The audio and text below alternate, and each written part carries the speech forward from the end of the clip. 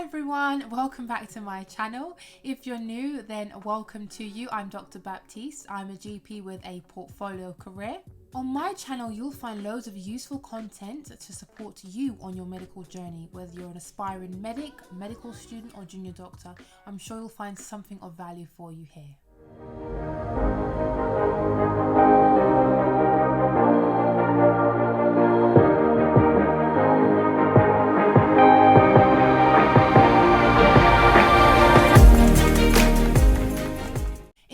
Today I'll be talking about breaks in training, and I'll be focusing more on foundation year 3 or FY3 gap year after foundation training. This is becoming commonplace for a lot of junior doctors now. So I'm going to talk about what you can do, and I'll also touch on briefly about revalidation and appraisal. As always, if you like the video and want to see more, then give it a thumbs up. You'll be showing me loads of support by doing this. And if you haven't subscribed, then why not? Have a look at my channel. Like I said, you'll find loads of useful things to support you on your medical journey.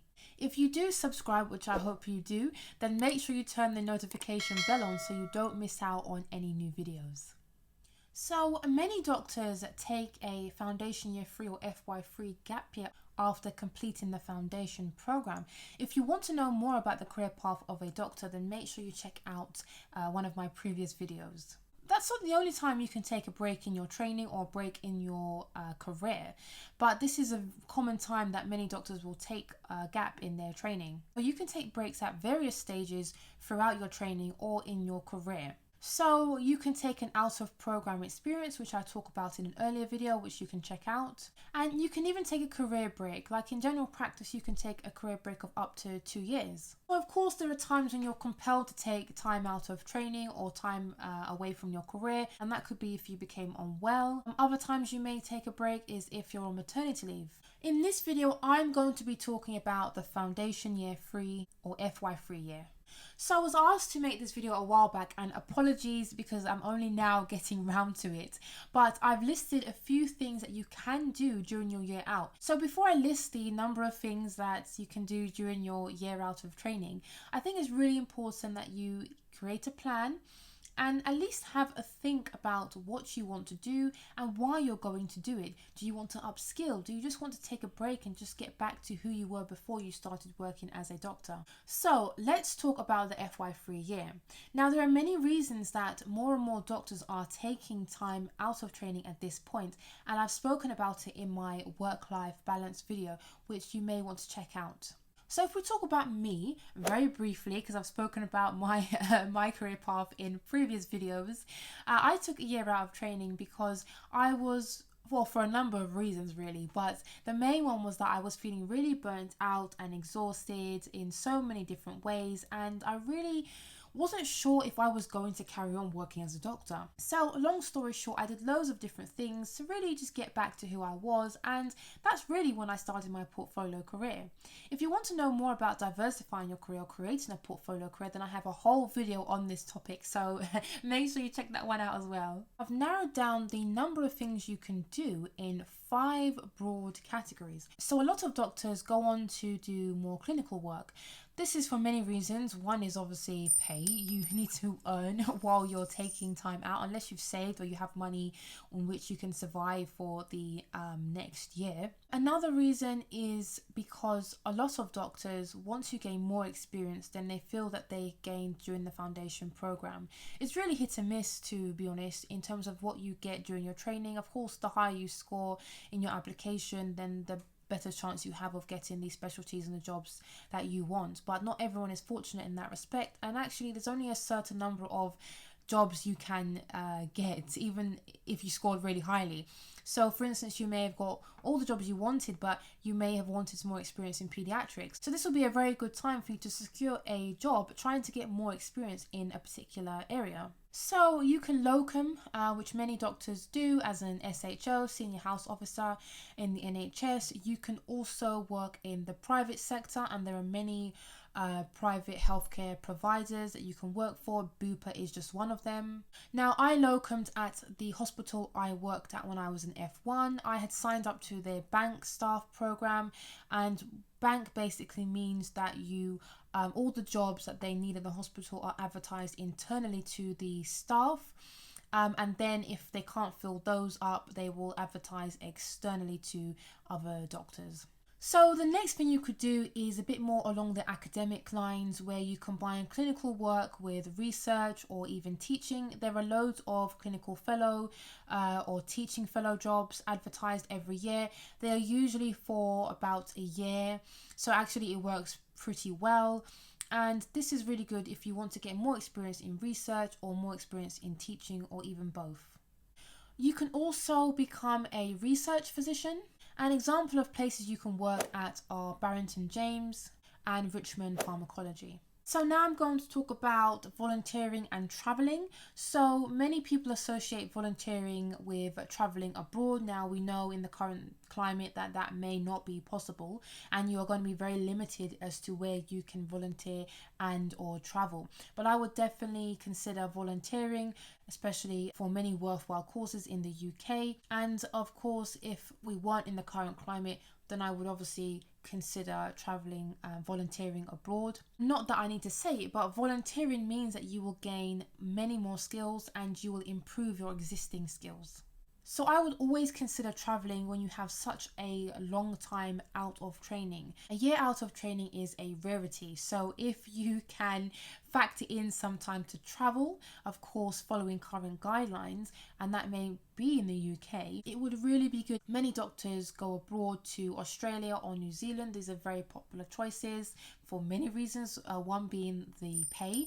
So maybe have a look into some of these opportunities. You can also upskill, and you could do that by gaining an online qualification. You could gain MSc. It could be a master's in something that you were interested but just never got the chance to do. You may consider completing an MSc to help you on your future career path. So I'm now going to talk about alternative careers very briefly, because sad to say many doctors at this point do leave the NHS, and some of them go on, like I said, to work abroad.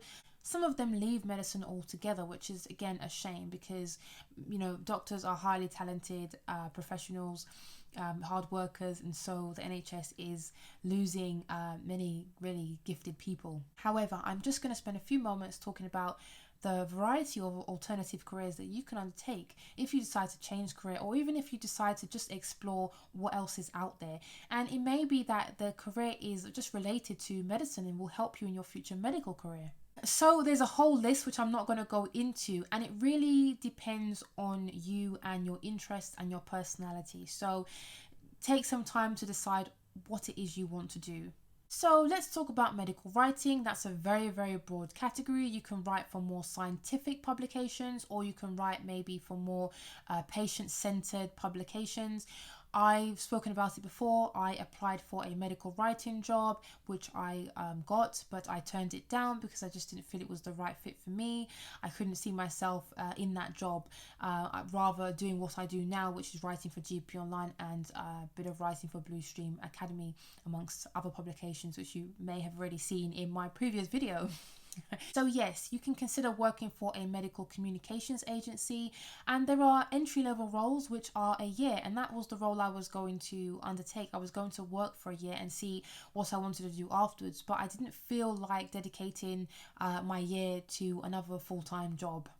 Now, on a similar note, the student BMJ and the BMJ are always advertising for opportunities where you can come in and write as a job.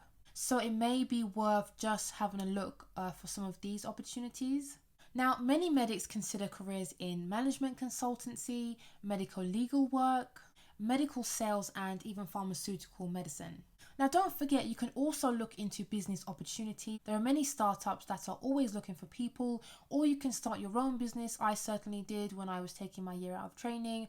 That's when I founded Dream Smart Tutors. So have a look if you're more entrepreneurial or business minded, or want to get into that world. I would have a look around and get involved in some business opportunities. So those are just a few things you can do. Again, in the comment section below, let me know if you want some help deciding on what you want to do and how to go about it. Let me know if you've decided already. Let me know if the video was helpful too. I'm now going to spend some time talking about revalidation and appraisal because many medical students may not know much about that process and many doctors are not clear on it either. So revalidation and appraisal are very crucial because it does affect you when you're taking time out of training. So what is revalidation and appraisal? Well, this is the process that you have to go through, appraisal being every year, where you have to essentially show to the GMC, the General Medical Council, that you are still fit to practice as a doctor. As a doctor, you will always have a portfolio as a trainee, and when you qualify as a consultant or a GP, you'll have a portfolio which essentially shows a lot of evidence in terms of your interaction with your colleagues, your patients, the fact that you're keeping up to date with emerging treatments and new research, and also making sure that your knowledge and skills are up to date. So in essence, you're showing that you are aware and you're implementing good medical practice. The difference between revalidation and appraisal is that an appraisal happens every single year unless you defer it, which may be the case if you're taking a year out of training or if you're on maternity leave, for instance. Revalidation takes place every 5 years. So what is an appraisal? Well, an appraisal is essentially a meeting, and it's a meeting between an appraiser. Now, the appraiser is usually a doctor who is trained in carrying out the appraisal process, and it could be a colleague. So it's essentially a self-review, and the appraiser basically facilitates this. So you may not be aware, but every doctor is assigned to a designated body, and that's usually your employer, and within that organization you will have a responsible officer or RO, and the responsible officer will go through your portfolio and conduct the appraisal process with you. Now, you'll be happy to hear that there is no cost, but of course, as you may know, you have to pay GMC fees every year as a doctor. So that's everything really. I mean, there's a whole list of things that you can do. Like I said, it depends on what you want to do, what you want to get out of that time out of training. If you're still not sure what to do and the video didn't provide you with anything that you're interested in, then drop me a comment below and I'm happy to help you where I can. And let me know in the comment section below if you're planning to take a year out of training, whether that's a FY3 or otherwise, and what you plan to do with it. And finally, make sure you give the video a thumbs up if you enjoyed it. Show me some support as always, and subscribe if you haven't already. I will see you in my next video.